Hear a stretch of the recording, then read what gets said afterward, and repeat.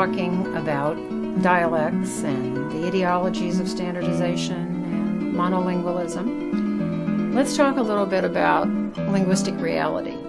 What's actually out there? What is it people are doing? To me, that's empirical reality is a very good balance against some of these unexamined beliefs. So multilingual speakers, many studies have shown that multilingual speakers all over the world, and it's more the norm to be multilingual, by the way, than to be monolingual. So if you are monolingual, you are the minority in the world. And what do these multilingual speakers do when they talk? Well, they mix their languages. It's actually, or their dialects. If they speak a dialect of English or a dialect of Spanish or a dialect of French, whatever, they will mix that in with their English. Now, this happened historically in the United States. We had Swedish and English mixing. We had German and English mixing. Polish and English mixing. And people now are mixing Spanish and English or whatever language they speak. It's a natural thing to do, especially when you're speaking to someone who also controls those two languages. We call this plurilingualism, this mixing of languages and dialects at the individual level, as opposed to multilingualism, which is at the society level. There's even in the world, this is really interesting, languages called mixed languages, which are, for example, not exactly Creoles, but they share certain substantial amounts of morphological and syntactic material from the two languages, and lexical material, too, from these two different languages. And, for example, there's something in Ecuador called media lengua, half language, or in the middle language, between Quechua and Spanish that does this. There's something in the western U.S. and Canada called Michif, which is French and Cree mixed. And there are people, Métis, who speak Michif. In my own study of transnational Mexicans in Chicago and Michoacan, I have found young people who have experienced this kind of judgment against their language, both in their English and their Spanish, because they come from a rural area of Mexico and they speak a dialect that's called Ranchero dialect, Ranchero Spanish. It's seen as rural and uneducated, and all the ways we have attitudes about non-standard dialects here, educated Mexicans have these same attitudes toward these rural Mexicans. So that young kids born in Chicago and bilingual in English and Spanish, actually some of them speak this rural Ranchero Spanish. And when they go to high school and they take Spanish classes, the Spanish teacher will say, "Oh, your language is terrible. We have to clean this ranch Spanish up. We got to get rid of these ranchisms." And then they'll go to their English class, and the English teacher will say, no, that's not correct. You have to speak this way. So, as one young man said to me when I was the researcher, well, I guess I don't speak either English or Spanish well. And unfortunately, this affected his confidence to such an extent that he ended up not finishing college because he didn't think he had the language skills. So, you see, it can be these attitudes and ideologies can be very powerful in a negative way. Here's an example of code switching that I mentioned. Now, code switching is defined as the use of two languages either across sentences, one and the other, or even mixing within the same sentence. I have heard in Chicago, for example, estamos watchando TV.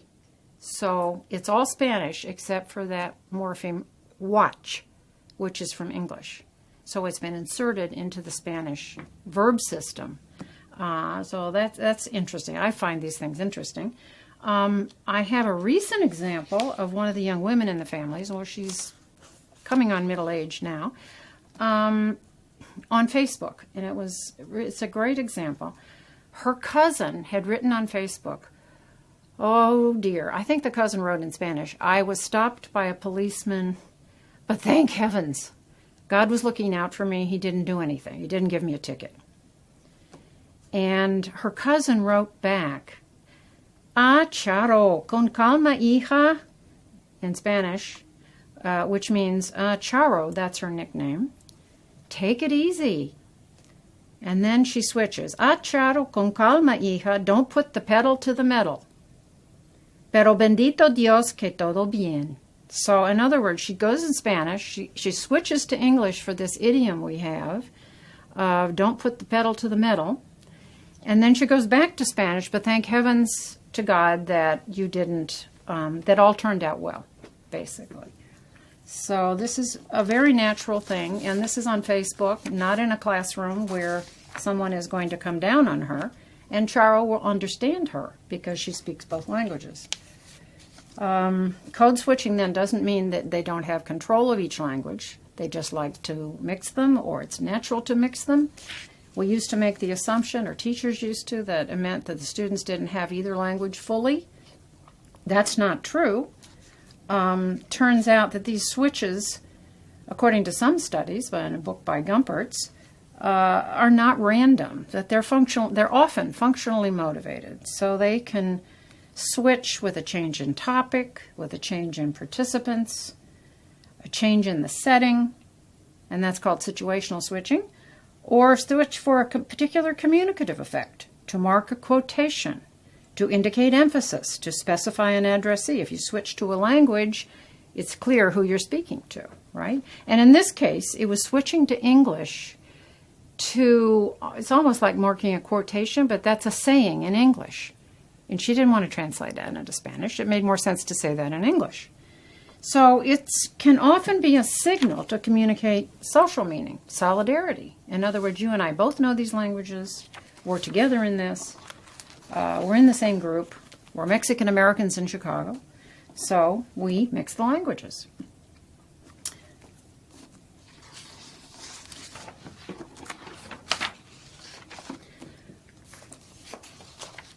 All right, so I have said there are levels of multilingualism. The society level, we call it multilingualism, which mixes official languages. Sometimes they're in a diglossic relationship where the official language will be higher than the vernacular languages. We also have, as I've mentioned, mixed languages. We have Creoles, all kinds of variation on the ground. And at the individual level, we call this plurilingualism, so that to refer to the linguistic practices of individuals in interaction. In reality, most bilinguals have varying levels of competence in each language. In other words, they might be comfortable with their first language in family contexts because that's where they learned it. And then when they go to school, they learn English, so their academic language is English. And I can attest to the fact I have a very home-like Spanish myself. And when I try to give an academic talk in Spanish, I run out of vocabulary very quickly. I run out of syntax even. I have to do that in English. So it depends on the context in which people have acquired languages, what competence levels they have.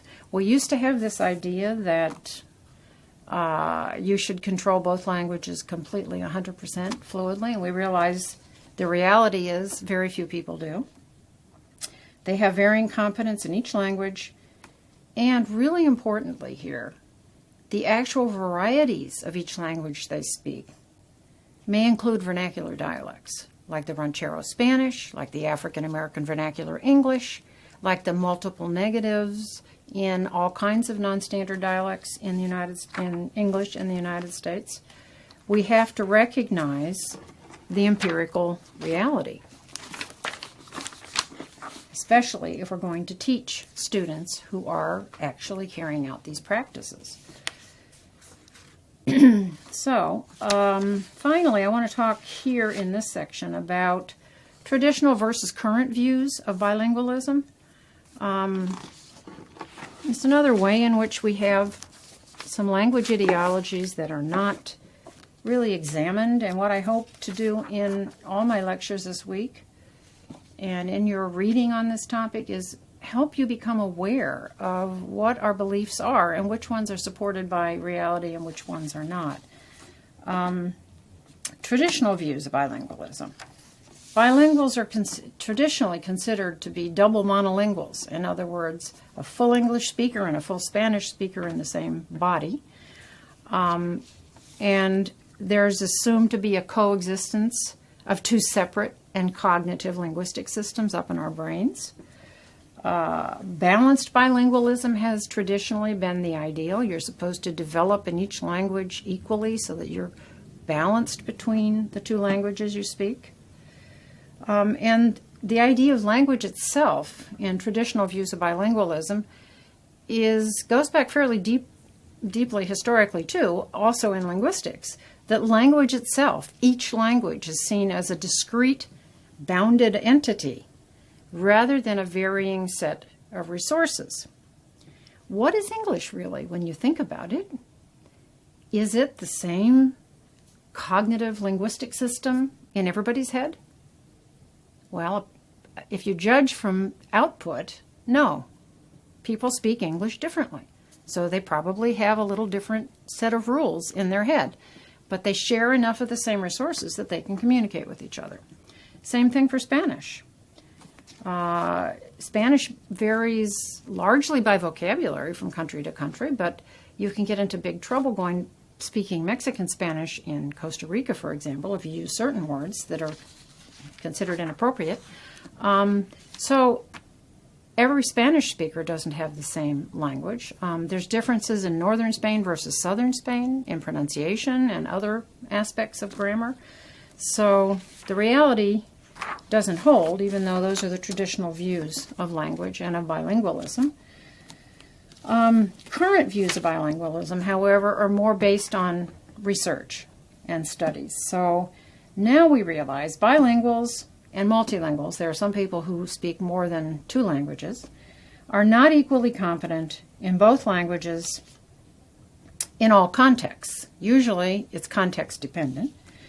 Plurilingualism is what occurs in practice. Speakers draw on linguistic resources from all their languages, including the vernacular dialects that they speak. So the empirical reality, again, is that there are varieties of various languages that are more overlapping than discrete, both cognitively and in use.